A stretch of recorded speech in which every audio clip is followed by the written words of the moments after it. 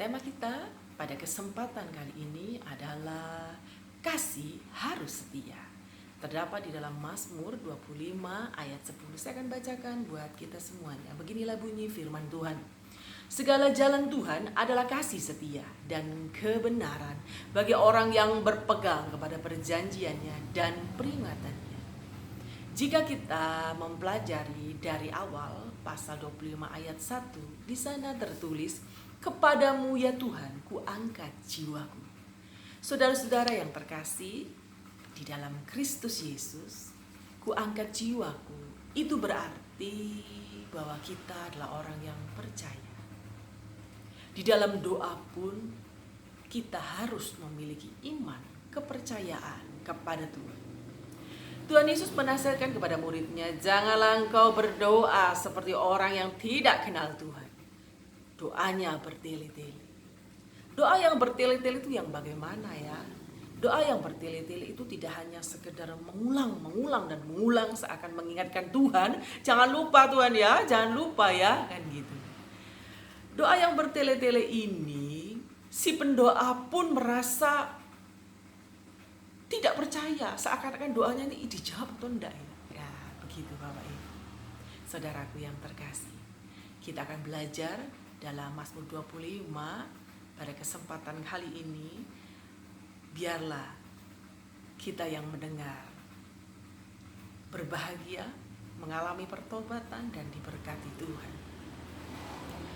Mari kita ubah kehidupan doa kita dengan pemikiran yang baru, bahwa Tuhan itu sangat peduli, sangat tertarik dengan kehidupan kita.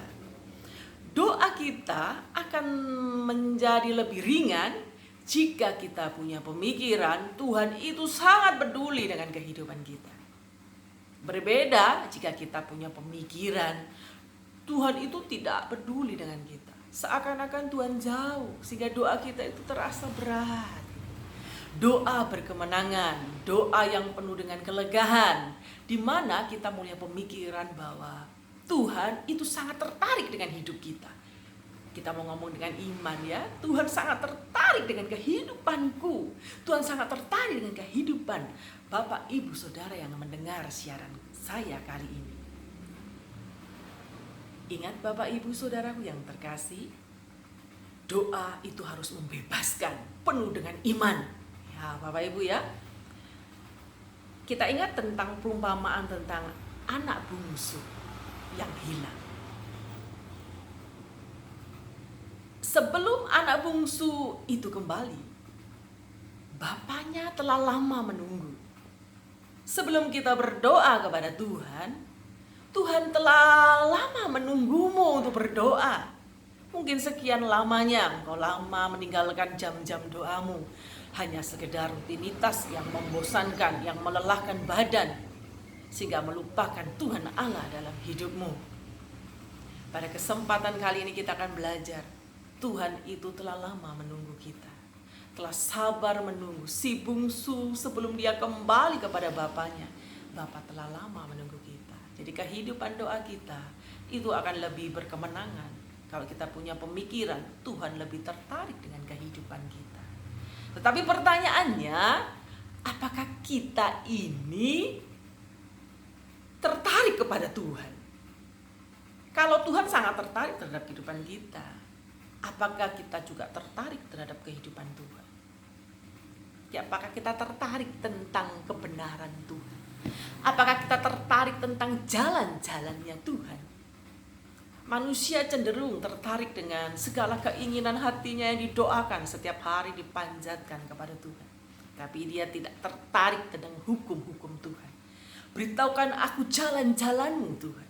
Manusia punya kecenderungan tidak tertarik dengan hukum-hukum Tuhan yang mengikat baginya, yang inginnya bebas tanpa kendali.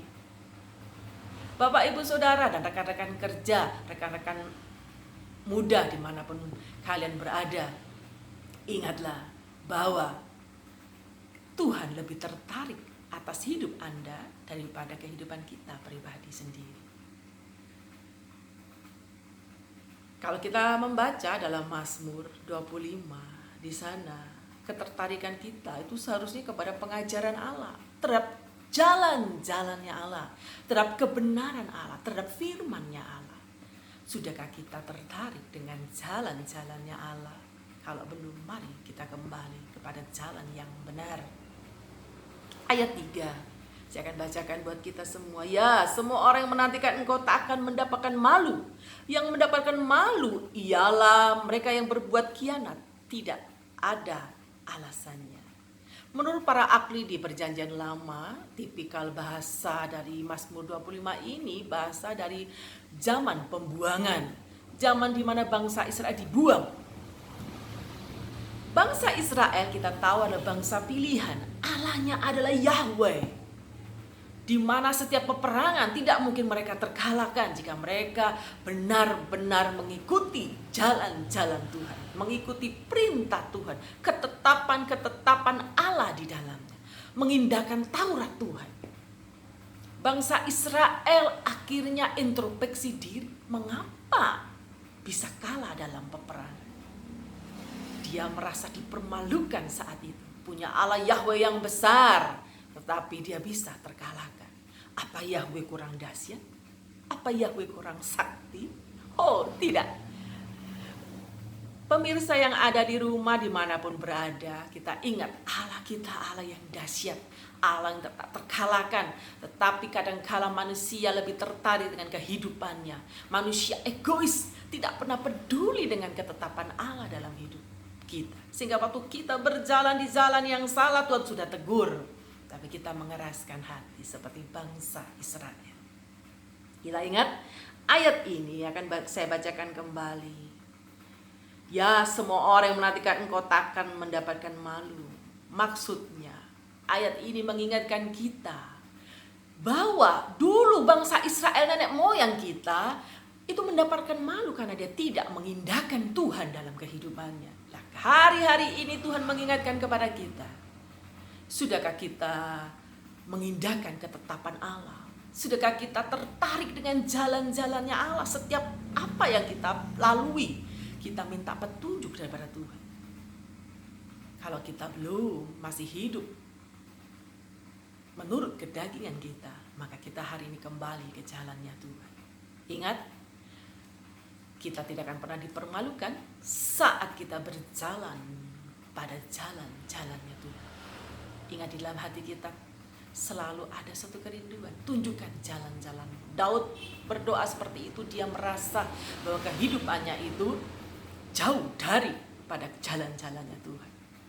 Kita harus sebagai manusia itu introspeksi diri dengan kejadian yang terjadi, dengan apapun kejutan-kejutan hidup yang ada. Kita harus belajar introspeksi diri, apakah sudah kita mengenal jalan-jalan Tuhan dengan benar. Kita ingat kembali, setelah bangsa Israel mengaku salahnya, mengaku dia bersalah, berdosa kepada Allah saat di dalam masa pembuangan, bukan berarti begitu dia bertobat, dia langsung mendapatkan pemulihan dari Tuhan. Ingat, pekerjaan Tuhan itu tidak instan.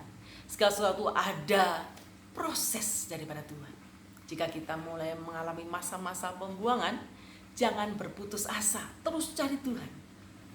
Terus pelajari jalan-jalan Tuhan.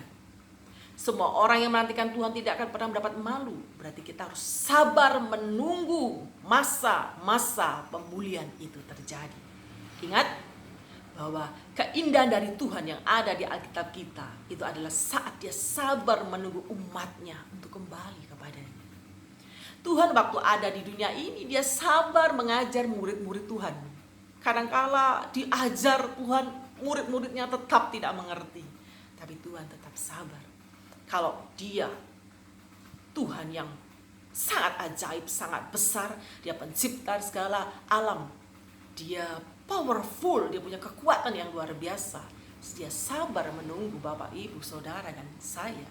Berarti kita pun harus sabar menunggu pemulihan yang terjadi. Yang penting, pelajari jalan-jalan Tuhan dengan sabar. Kita harus belajar mengenal jalan-jalan Tuhan setiap hari di kehidupan kita. Bagaimana caranya? pelajari firman Tuhan. Duduk di bawah kaki Tuhan, berdoa, menaruh harapan kita kepada Tuhan. Berdoa tidak bertele-tele, berdoa penuh dengan pengharapan, meminta petunjuk Tuhan dalam menjalani setiap kehidupan yang kita jalani, sehingga kita tidak serong kiri, serong kanan, sehingga kita tidak mengalami masa-masa pembuangan. Kalau Anda merasa dalam masa-masa pembuangan, jangan berputus asa, bertobat dan tunggu pemulihan dari Tuhan. Selamat beraktivitas, Tuhan Yesus memberkati kita semuanya. Amin.